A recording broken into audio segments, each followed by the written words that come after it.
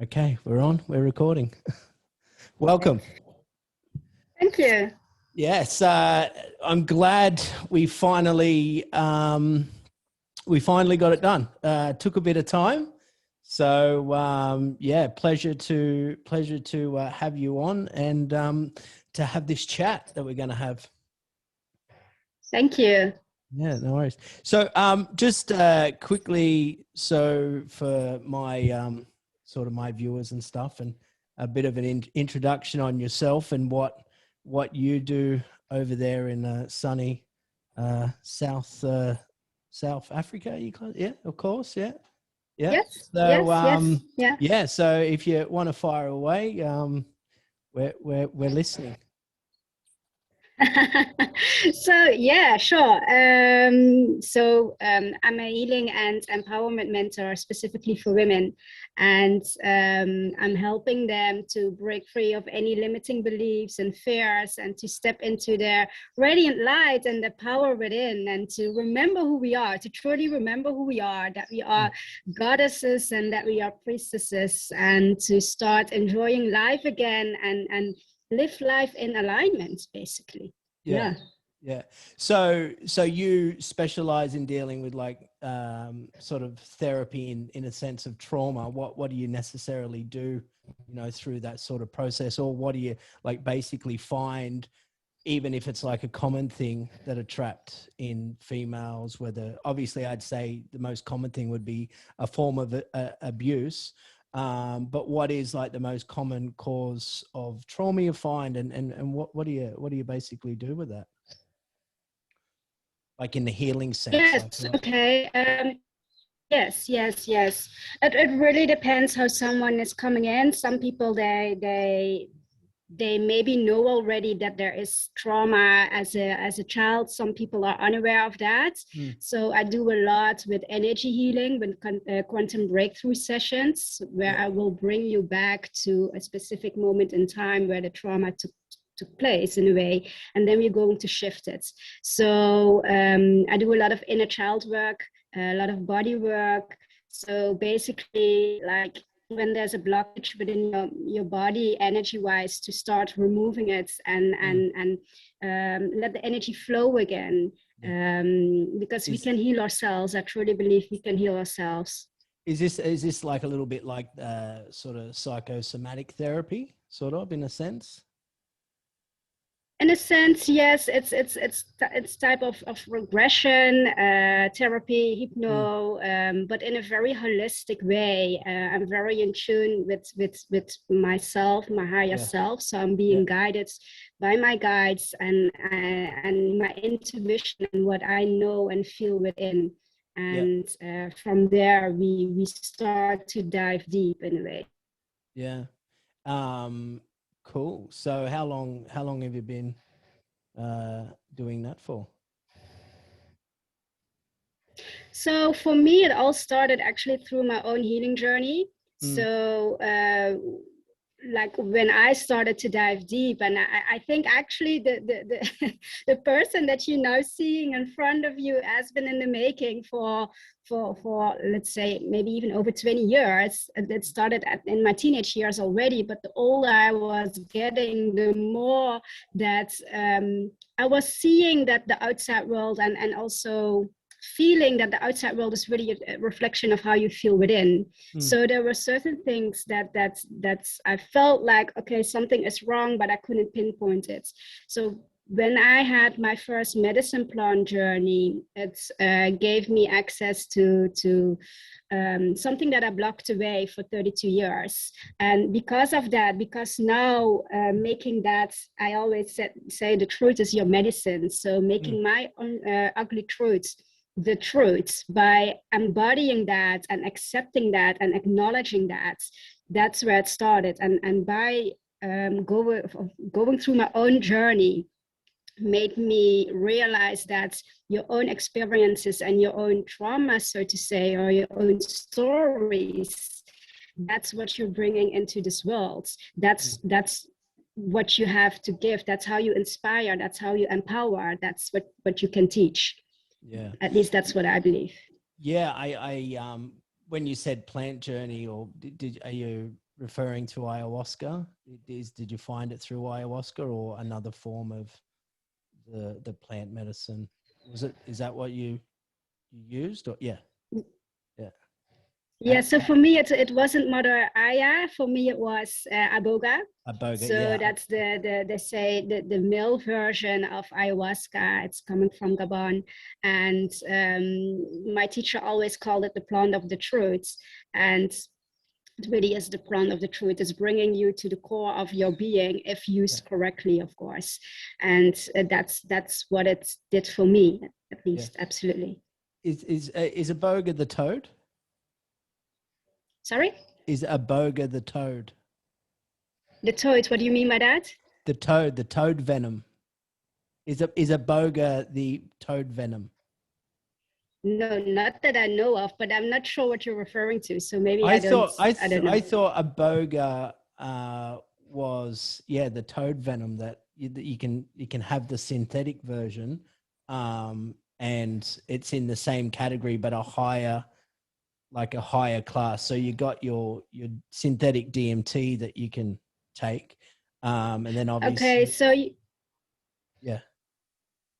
So you have the Iboga root bark. That's what I work with also when I serve the medicine. And then for the microdosing, you work with a different part of the plants. But the root bark is really the alchemized part, which is very clean, so to say. So but it's yeah. Yeah, it might be. I think there's another. I don't know if it's ibogaine. I don't know. There's so many different names, but. I must have it confused with something else, but I'm going to have to find out what the actual toad is actually called. But no, I think it's very, very important in what you sort of do, because I think all of us, male and females, have trauma.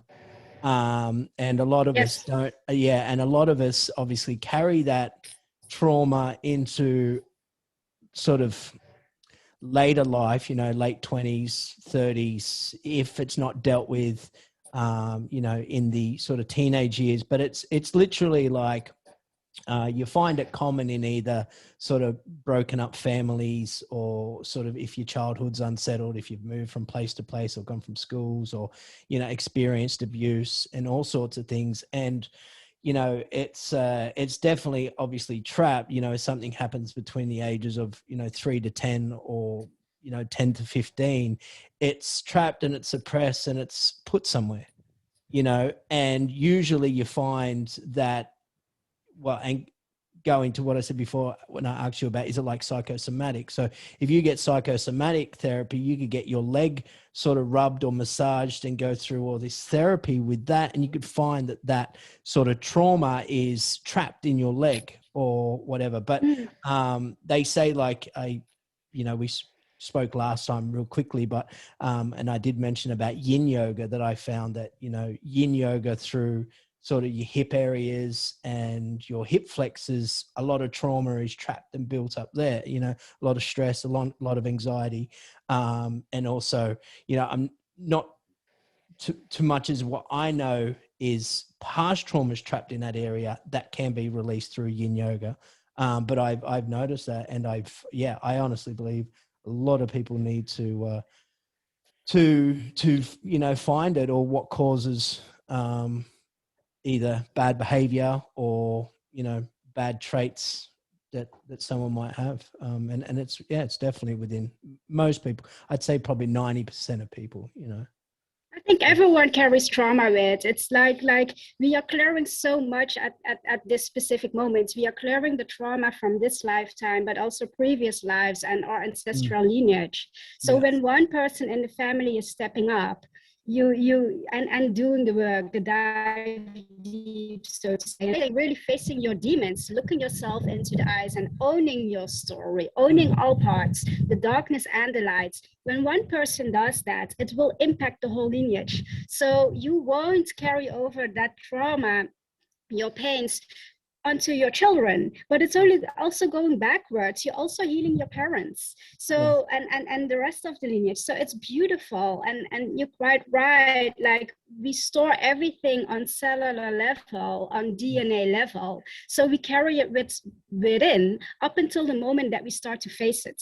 But what we often do, and we have done that for many lifetimes, and that's why people struggle so much right now, we have been looking away towards the other direction and suppress it and pretend that it's not there. We've not been hurt or faced anything uncomfortable. What we have, and the only way to release it, unfortunately, healing, that you need to be in a bad place for years or whatsoever, because that's the case. It's not a linear line, it's a spiral.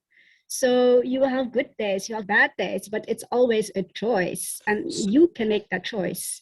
So if say this, for example, say like something traumatic happened to me, you know, throughout my life, and I hadn't had children.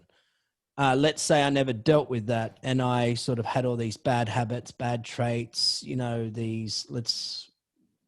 however you want to categorize it. And let's say I had a child. So in what you're saying, kind of, could I pass my bad trauma through my DNA into that child, and that child could somehow relive stuff that I had issues with that I hadn't ever properly dealt with? Yes, it's continuing. So like, it's continuing the way that everything is a mirror. So your children are actually your greatest teachers. Yeah. So if you have certain traits, you will see them back in your children.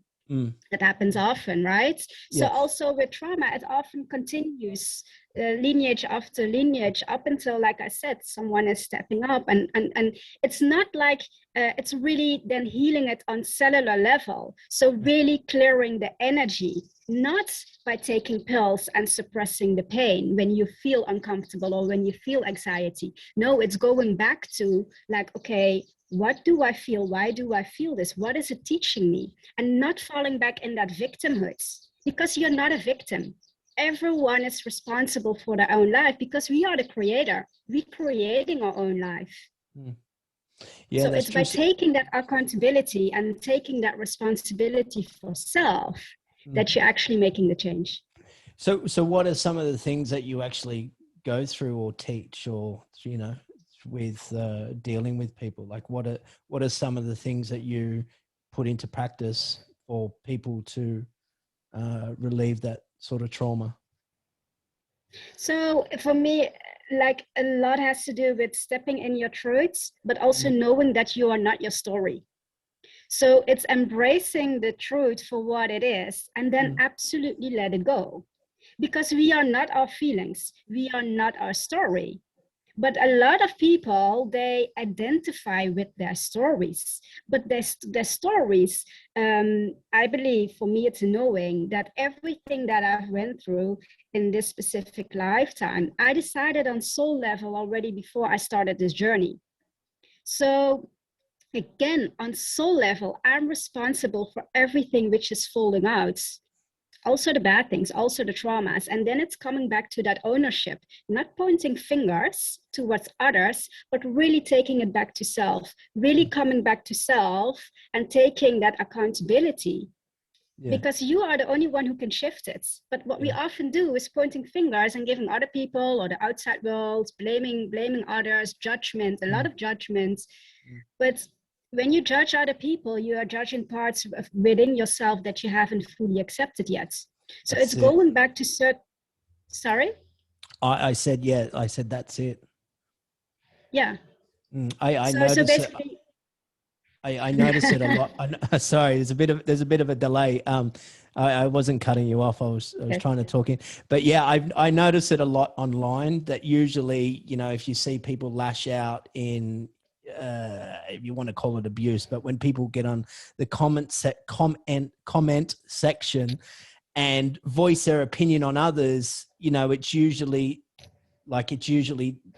the self that has the problem. It's not the person that they're saying that they have the problem with. You know, it's like you were kind of screaming out, trying to change your external world to suit you, when really you need to change your inner world to suit your outer environment. So, you know, it's like, well, you know, in life, everybody's allowed to live the life that they choose to live, you know, and it's not up to, say, me to point the finger at that person and say, you are the problem in my life, because that, you know, going into the judgmental sort of part of it, you know, like I hate being judged, and also I hate passing judgment on others. But we find ourselves, the way that all this social conditioning kind of works in life and social media and stuff, that we sort of attached to it. So it becomes a part of us, and we're all the same, you know, we're all the same, and we all kind of do it, whether it's high amounts or low amounts. But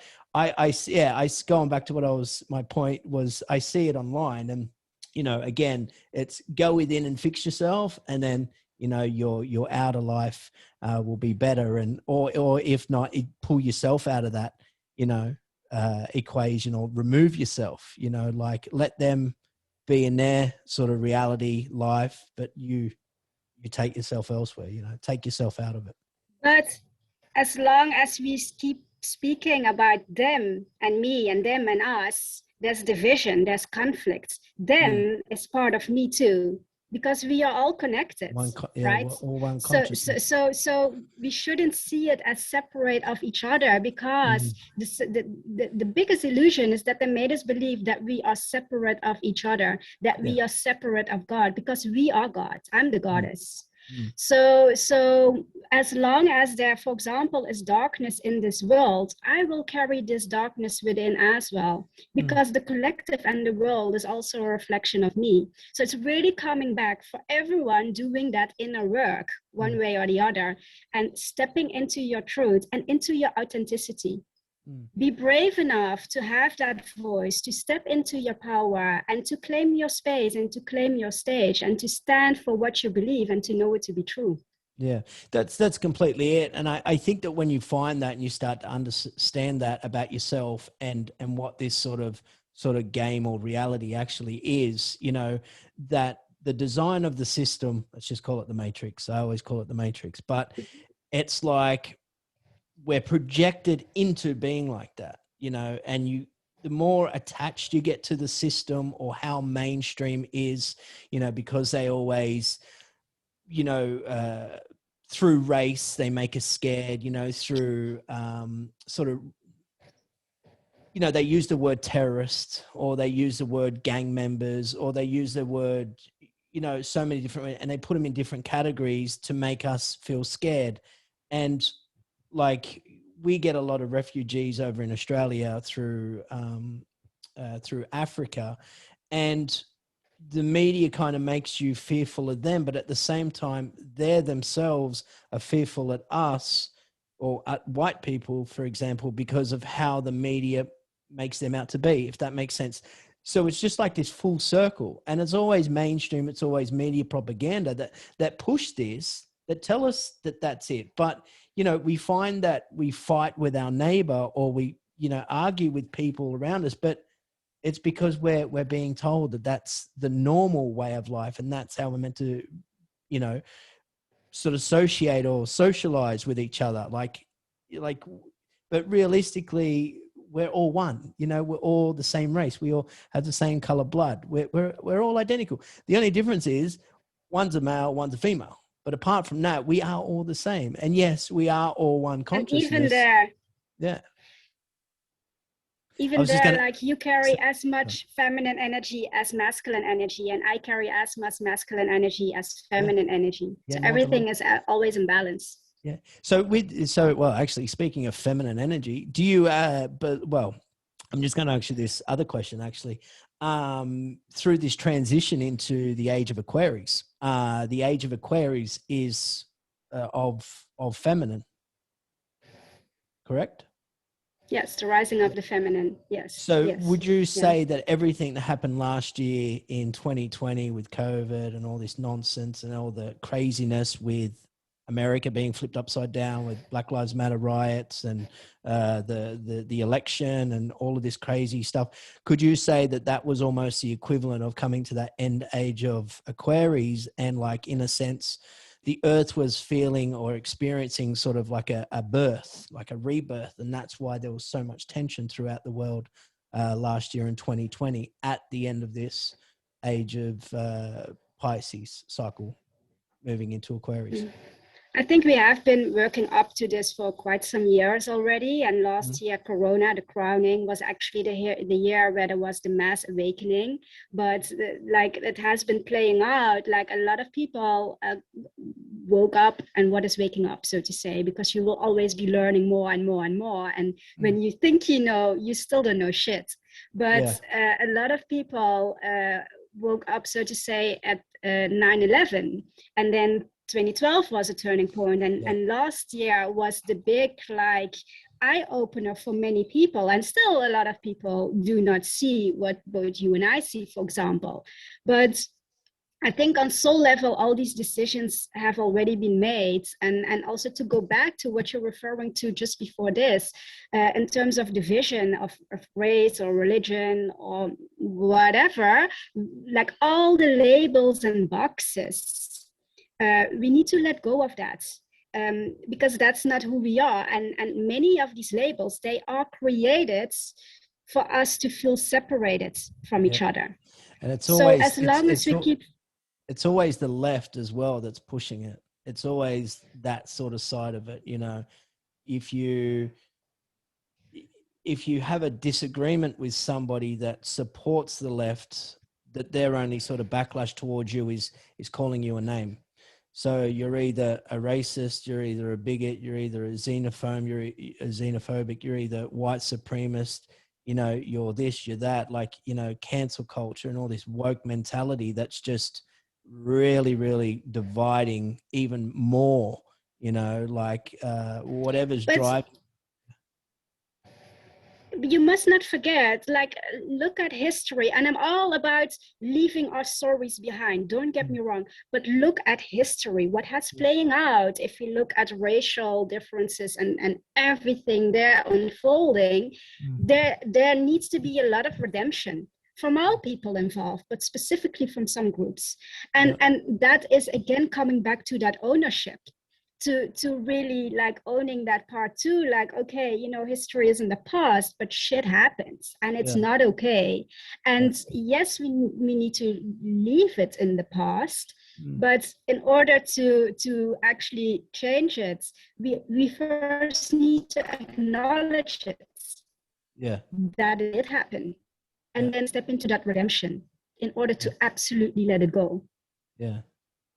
So and it's about it's also about embracing all aspects of self, truly embracing all aspects of self, which means with everything that's folding out in the collective, to look at all different perspectives, to not exclude anything, but to look at everything without any judgments for anyone. That's it. And just observe it, and witness from a distance. What can you see with this sort of us? I think it was like March the 3rd, or around the beginning of March, they said that the Earth will actually be in that plane of being in the, at its sort of like not final destination of the peak of the sort of galactic.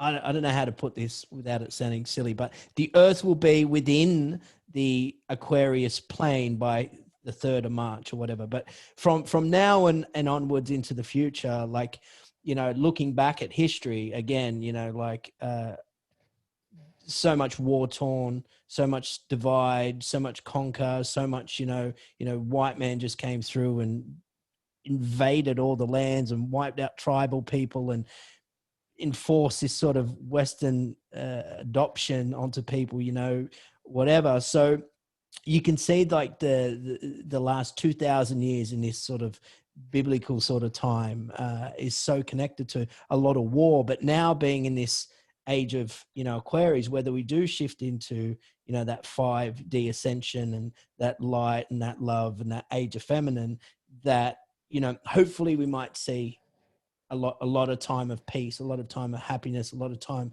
of love, and actually get connected. But what could you see or say are things we can see in the future that we can benefit from the 5D ascension, if that kind of makes sense? I kind of said that a bit back to front. So you Yes, get what I'm yes. saying. You get what Well, I'm saying.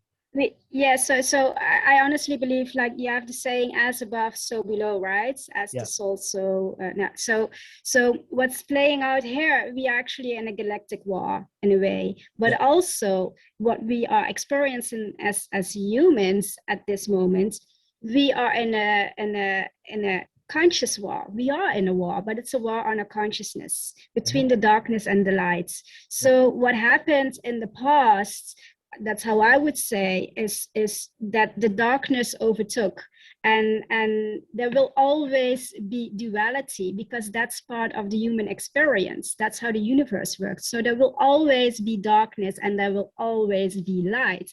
But what happened is that there is no, like, this basketball, which is darkness, and this small ping pong ball, which is light. And now we are bringing back the balance and bringing it back to at least 50-50. And that's what we're doing now. That's why the system is crumbling. That's what we need to work through it in order to dissolve it.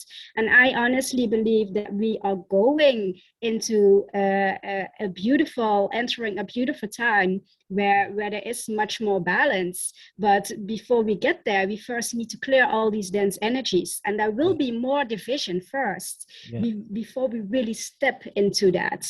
And I think a lot of people, for example, will stay in cities, and people who already feel and see how they say new earth, they will move more into community living and more back to the rural areas, connected to nature, connected to each other.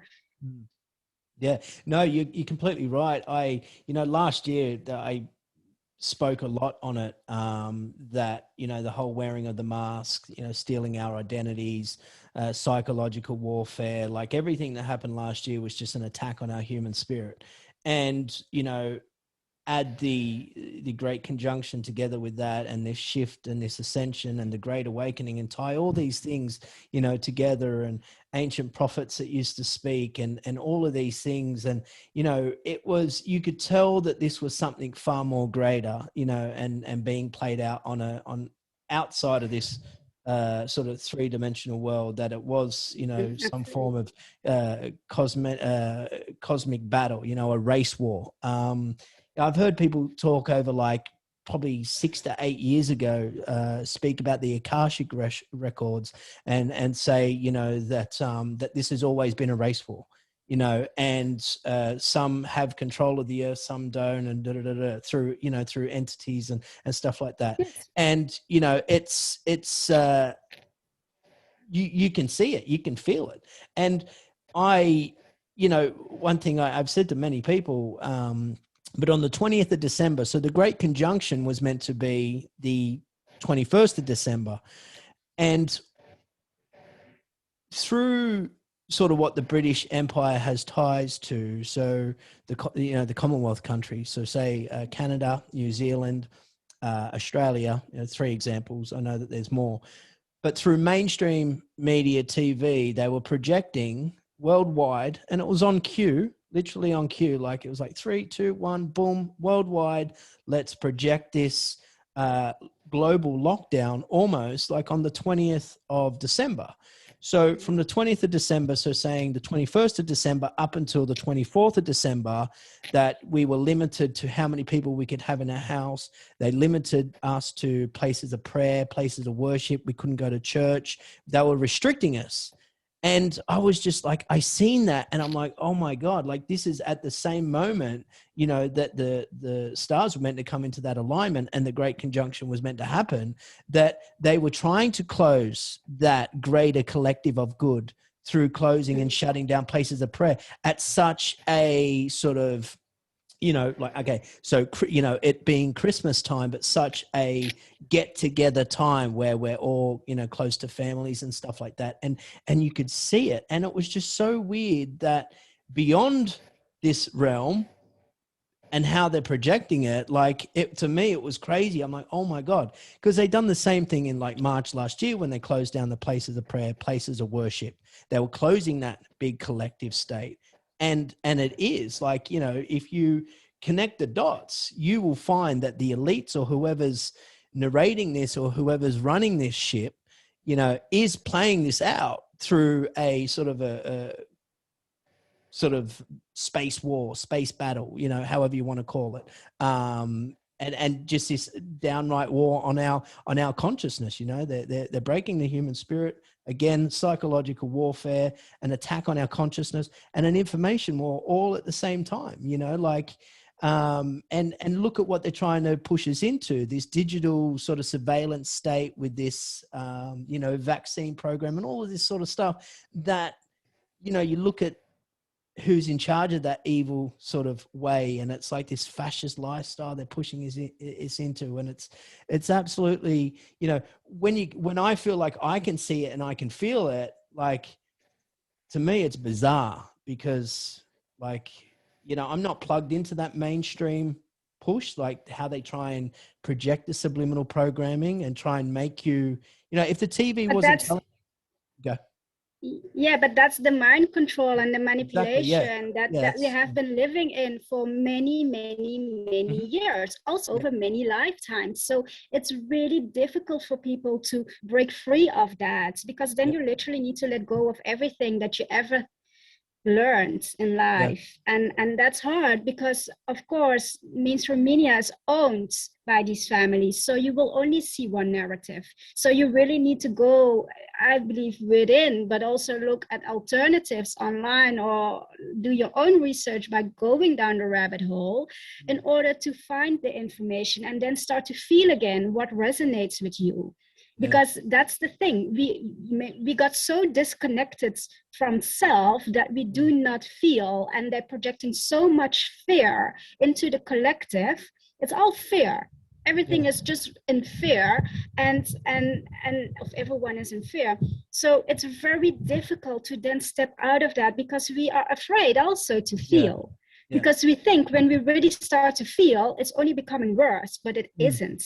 Yeah. And they use that whole, you know, fear of death, you know, like, oh, you know, death. And it's like, oh, well, we're all scared of death. We don't want to die because, you know, we're, you know, either greedy or, you know, we want all this world to ourselves, you know, like, and they do it. They use the fear. And, you know, going back, say, even 10 years ago, like, if it wasn't cases, it was terrorist, ISIS, you know, for almost, say, 10 years from after World Trade Center, the 9/11 attack up until, say, 2010, you know, we were scared of this man called Bin Laden that was hiding in this cave in Afghanistan. Like, the whole world was in fear of this invisible terrorist, you know, but it was just the media projection of it. And, like, you know, those fake, well, CNN was well known for doing fake sort of beheading and fake, you know, sort of green screen sort of murders and stuff like that, which was even weird. But yeah, they were projecting that, you know, and making us believe it. And, you know, again, if it's not ISIS, it's cases, you know, COVID. Like, it's coming back. It's going back again to self, because you do have a choice. You always have a free will.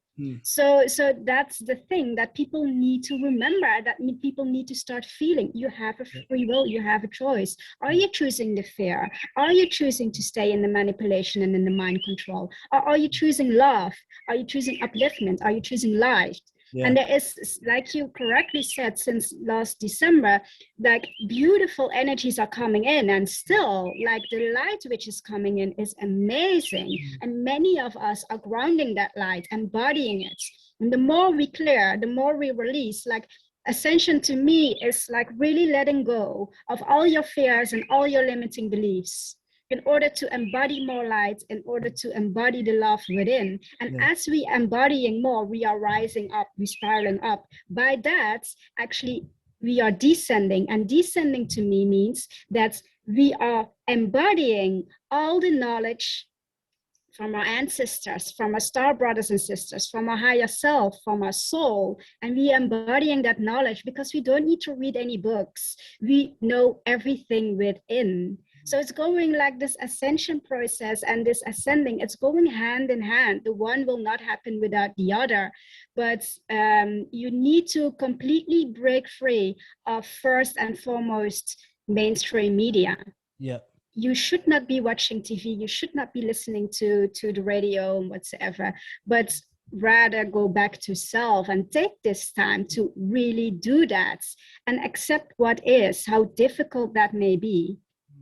Yeah, no, yeah, you're completely right. I mean, I haven't been connected to anything mainstream for a very long time. I don't even have the radio on in my car.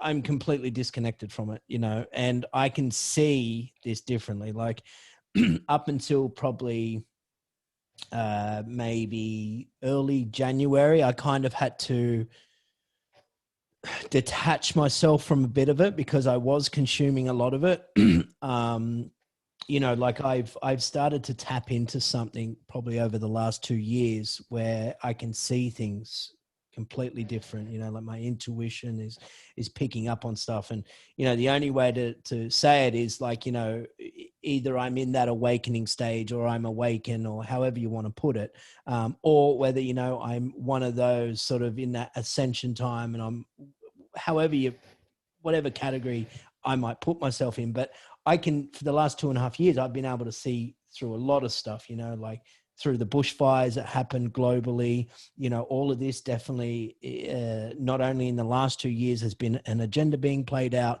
you know, also the last 20 years from what we've seen has been an agenda played out. Again, you know, 9/11 was the first time I seen it and put it all together. You know, it's all connected, this one world government, this one world currency, this one world law, like all of this sorts of stuff. Like it's there, you know, and this is what's actually happening.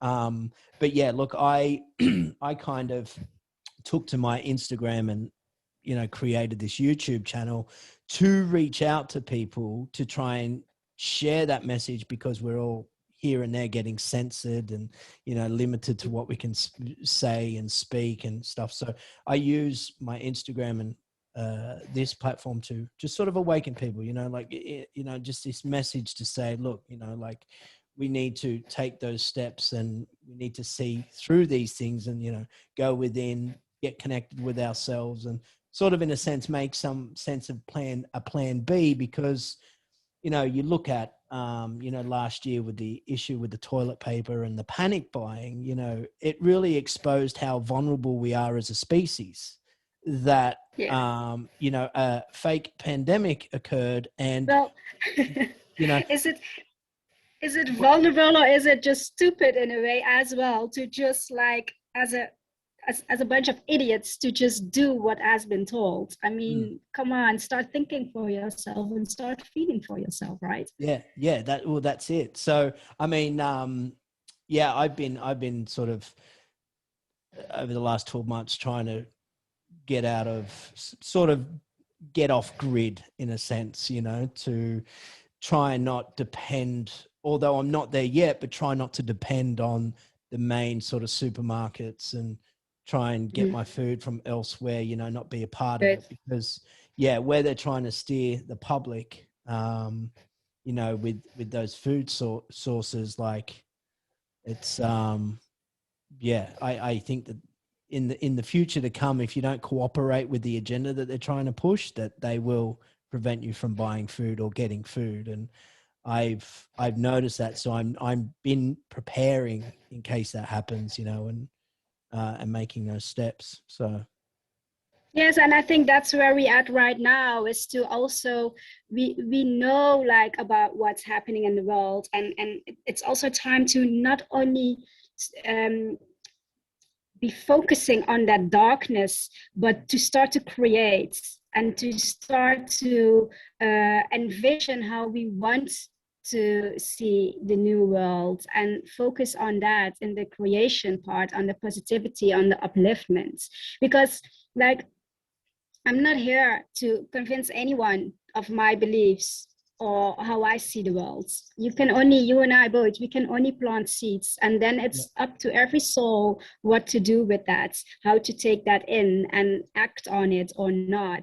But what we can do in the meantime is already stepping into our power and into our light and start creating, start to enjoy the beauty, start to experience and create more of that. Because if we keep focusing on the darkness, we keep it alive. Because what we focus on grows. So there's also, again, here it's about that balance of, yes, on the one side, we keep planting these seeds because that's also what we feel, because we do need to step up and we do need to say no and fight for our rights, for our basic human rights. But we also at phase now of creation. Do you mind if I just ask you what is your overall thoughts on the vaccine? Either your own personal thoughts on the vaccine, or even broader into that, what do you believe the vaccine will be about, even on the agenda sort of level as well?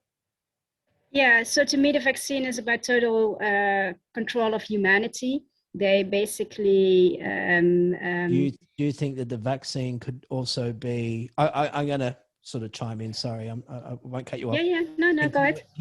Continue in a sec. But do you think also the vaccine, because so many people are awakening up, and I believe that since 2012 and since the startup of CERN, the Hadron Collider, within the last, say, 8 years, 9 years, that a lot more people are waking up, and we're disconnecting ourselves from the matrix, and that also might be a part of it, is the vaccine is to plug us back in and to put us back to sleep, and so we don't wake up to all of this stuff that's happening. Well, they have been doing so many things for us not to open up our third eye, or not to be fully in alignment with our higher self. Look at the fluoride in our toothpaste, in the water, the chemtrails, the food, the poisoning in our foods with all the toxicity and all those things. So they have been doing a lot of things already in the past couple of years.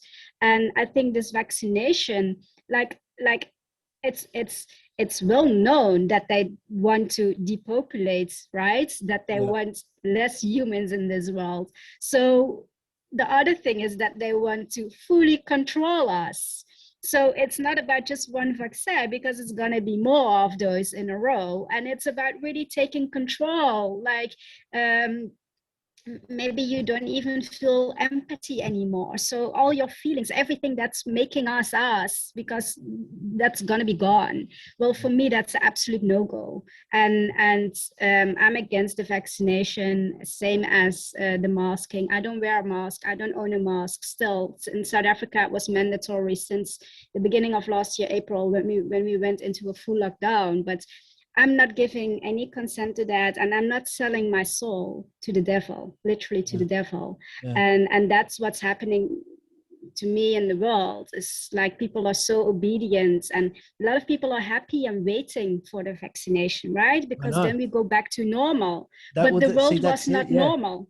Yeah, well, that's it. It's those sort of, not ignorant people or the sheep, or without labeling them, but it's the ones that want that selfish life back. They want to go back to the cafes. They want to put their feet up. They want to go back to the restaurants. They want to be, live freely again. They want their old life back. Just give me the vaccine so I can get my old life back. Like, that's basically one of the main sort of common things that people are pushing for. They think this is going to go away, but realistically, they're going to use this first jab to make you think that COVID went, and everything's opened up, and then 12 months later, 2 months later, another pandemic, or another plandemic will be played out, and it's you've got to get this vaccine quick, rush it. So they've already planted the seed with the first vaccine to start to change your mRNAs and your proteins and whatever, and disconnect it. And yes, by the second shot and the third shot, and however far they go, it will change your DNA strand. And if I have a kid, then my kid will probably not be able to produce, or, it might shave 10, 20 years off my life, or, you name it. So that is the plan. Yes, and it's like 7 to 8 vaccinations, I think, in total that needs to be rolled out. But I think where it's going incredibly wrong is that people do not know yet and do not feel yet, not all the people, but many still, that they weren't free to begin with, because they were slaves of a system that is not working for any of us. The system is not built to work for the people, but to keep us like in this little world, not living and just being obedient. That's what we have been doing. We have been slaves from the system. At the same time, we are all responsible for that because we allowed it to become what it is today. Well, that's it. You know, in increments, they've kind of just put that little grip on our life. You know, 9/11, they introduced more mass surveillance and data's taking and all of the, you know, tightening up airport security. So in little increments, they've been introducing it into our lives, you know. Oh, we need cameras for CCTV and to protect you from thieves and burglars and robberies. No, not really. You know, they want cameras to monitor us, to put us on that social credit system, to track and trace us. You know, like COVID was literally a big tech rollout plan for 5G, you know, vaccines and mass surveillance, you know. But here too, we should be grateful for COVID, Corona, the crowning as well, because everything is unfolding as it should be and playing out exactly as it needs to be, because this had to happen for a big group within humanity to look and feel beyond. Yeah. So this was necessary, and still everything that's playing out today, it's necessary and it's good. Be grateful for it. Like at the same time, we can't fight darkness with darkness. We only can fight the darkness with love. Yeah. So even, so to say, the bad puppets, even those, we should be sending them love in a way, because they are also still a reflection of us.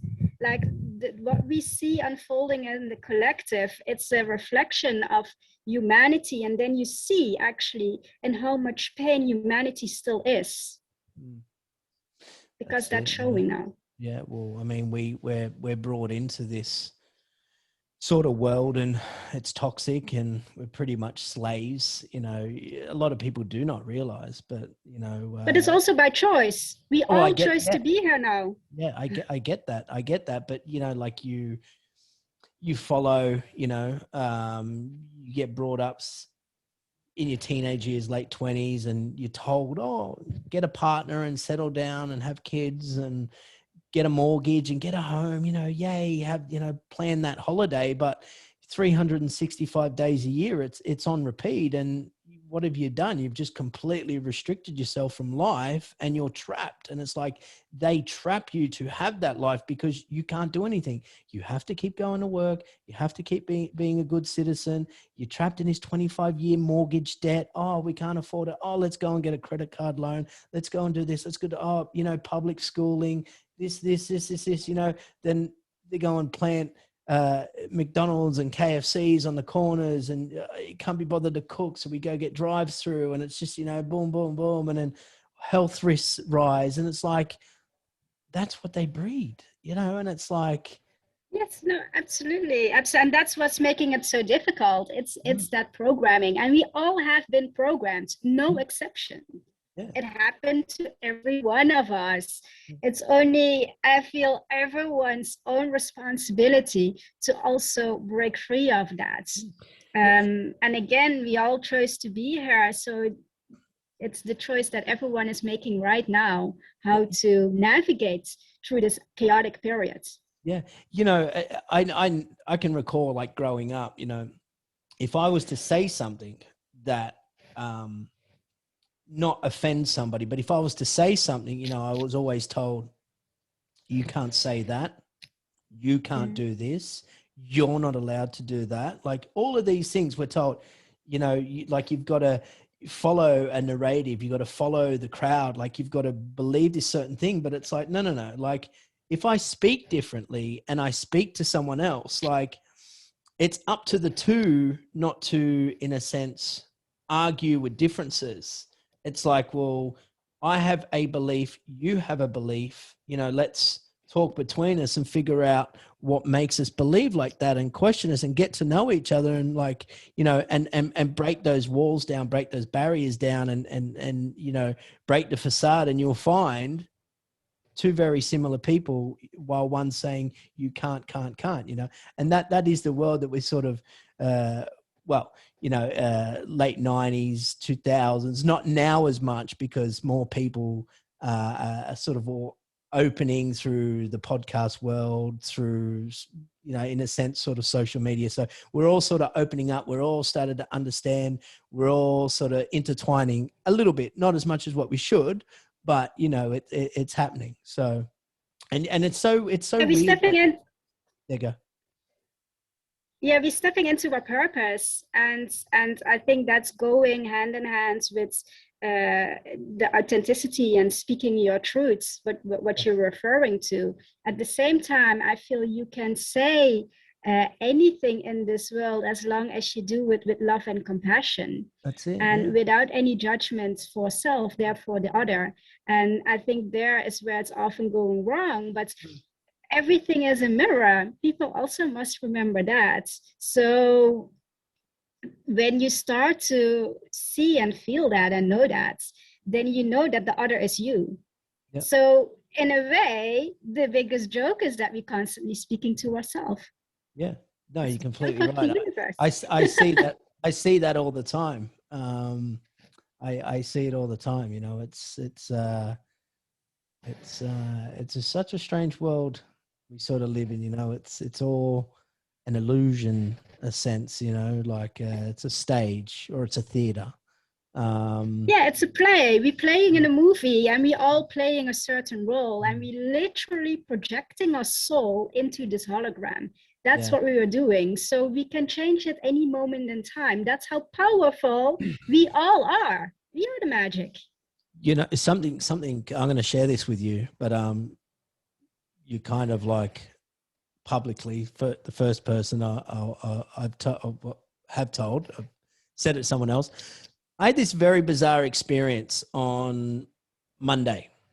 It's never really happened before, but I fell asleep and I woke up and I felt like nothing was before.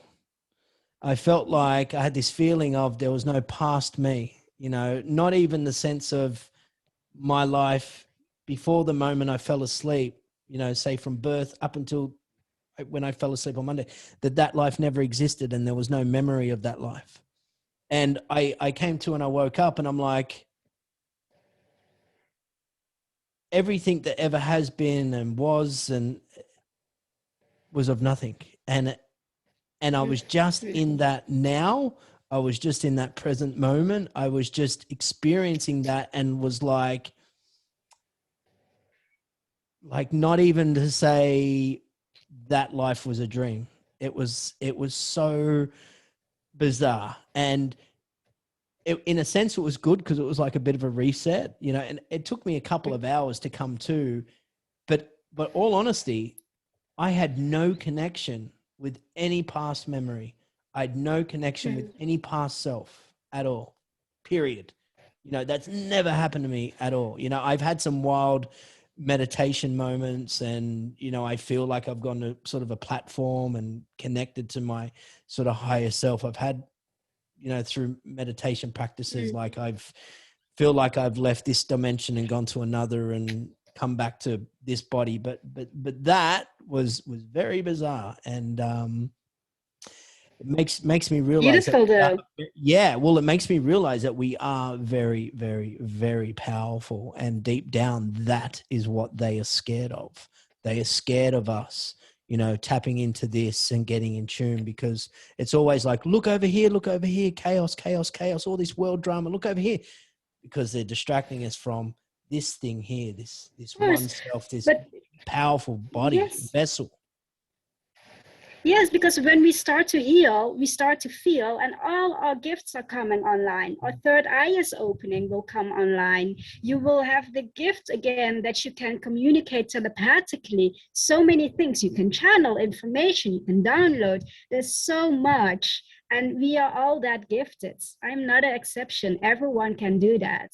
And it's just a matter of really, yeah, setting yourself free of anything that's limiting you now to tap into your full potential. And then still, in the world that we are living in, we can't step into our full potential of who we really, really are because of the density still. So that's gonna take a while, but we are powerful. I always say this, we are powerful beyond our own imagination. I truly believe that.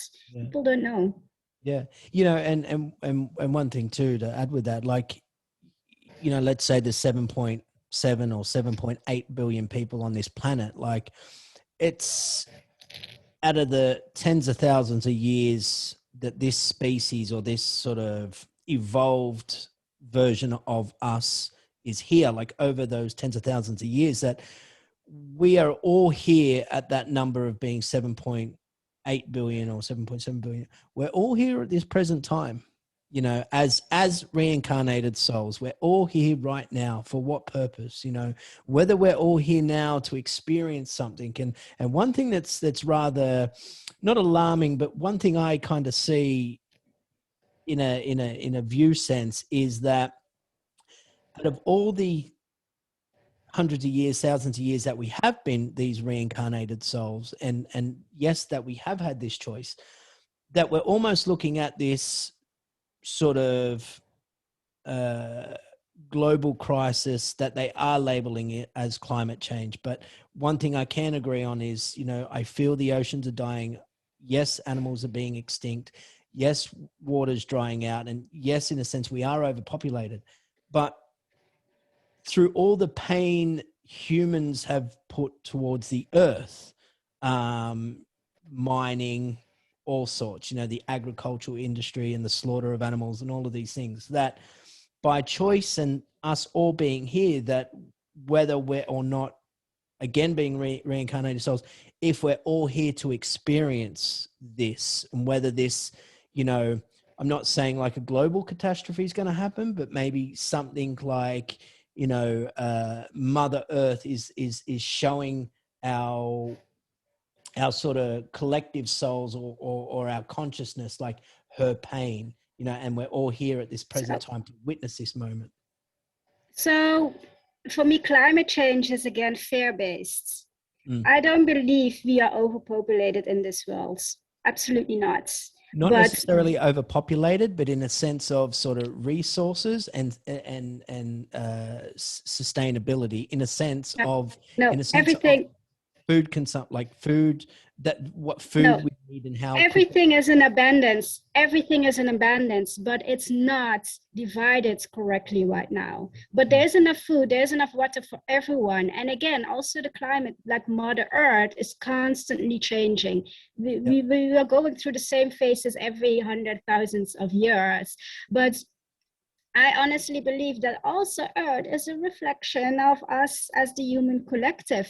So again, it shows the pain that we all still carry within. So once we start to heal, that will change too, because we will naturally consume differently. We will naturally have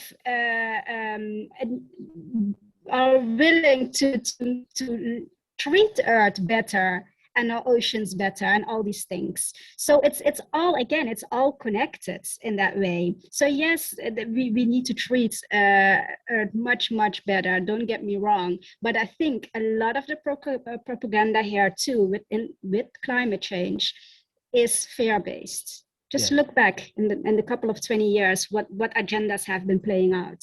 If we had to believe everything that they have told us, we should not all be here anymore. Well, yes, they are jumping on, you know, the climate change train, you know, to put that fear into us. Yes, that's completely correct. But I mean, still, from what I've seen, like I took a trip over to the Philippines 2 years ago, and, you know, you go through there and the marine life is very it's gone basically. And what the people say is they're like, oh, you know, it's because of Western culture and da da da, you know, because some guy's driving a car in Texas at this island in the Philippines has no marine life. Or, you know, you look around you and it's the tourism industry really that's kind of, you know, that's done that. The fuel from the boats and the pollution and people throwing their litter and plastics and all of this, you know, jazz that kind of goes in with it. But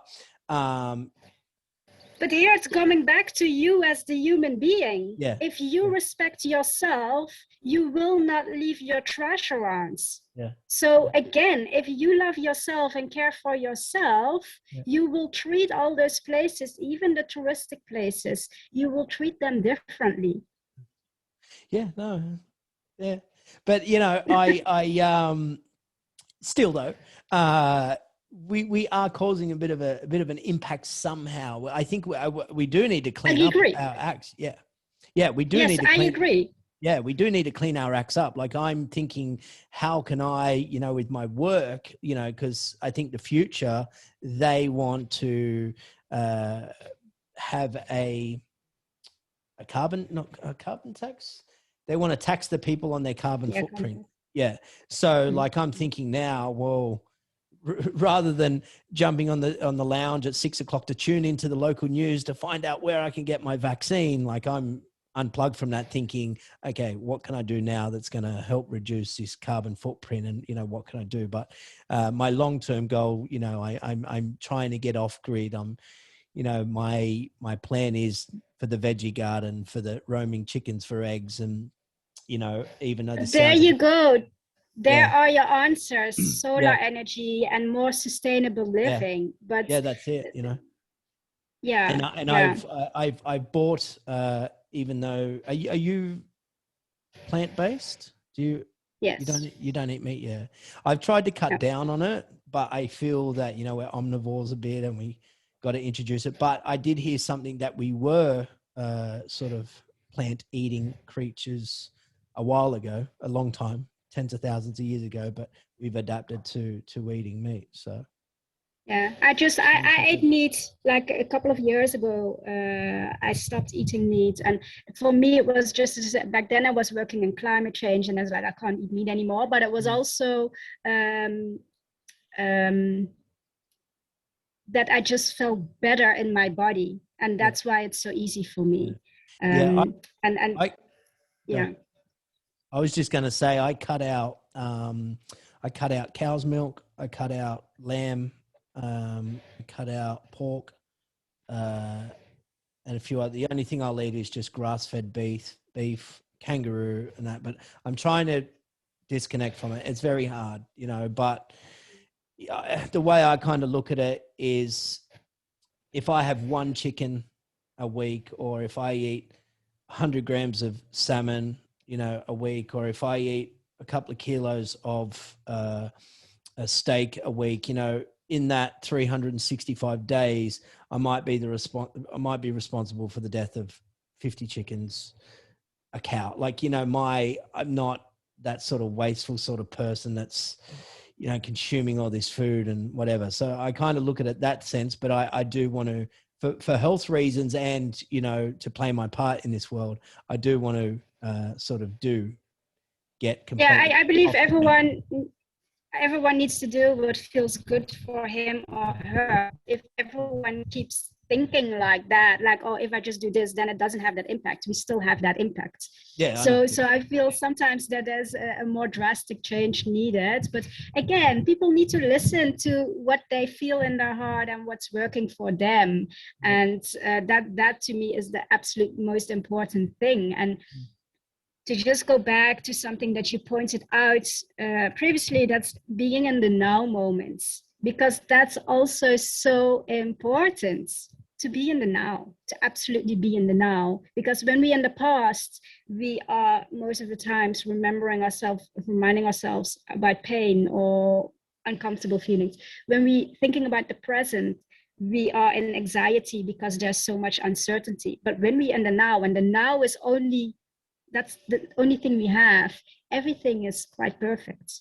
Yes. So the more we are in the now, yeah, the more gratitude and more love and everything will come in. I couldn't agree more. You know, change in this world starts within, and you know, I'm all for that. And I think, yeah, I think we need to work on that inner self. So, Yes, yeah, and the absolutely. world will be perfect, Yes, as maybe. perfect as it can get.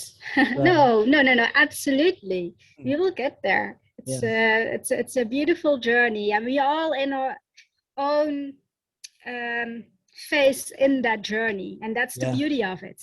yeah.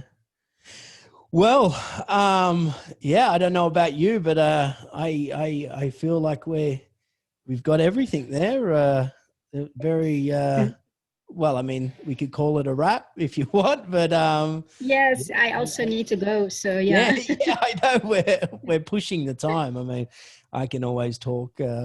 Sometimes I don't shut up. So, but no, look, pleasure to have you on over here and to have this chat, and to make it all work. And hopefully in the future we can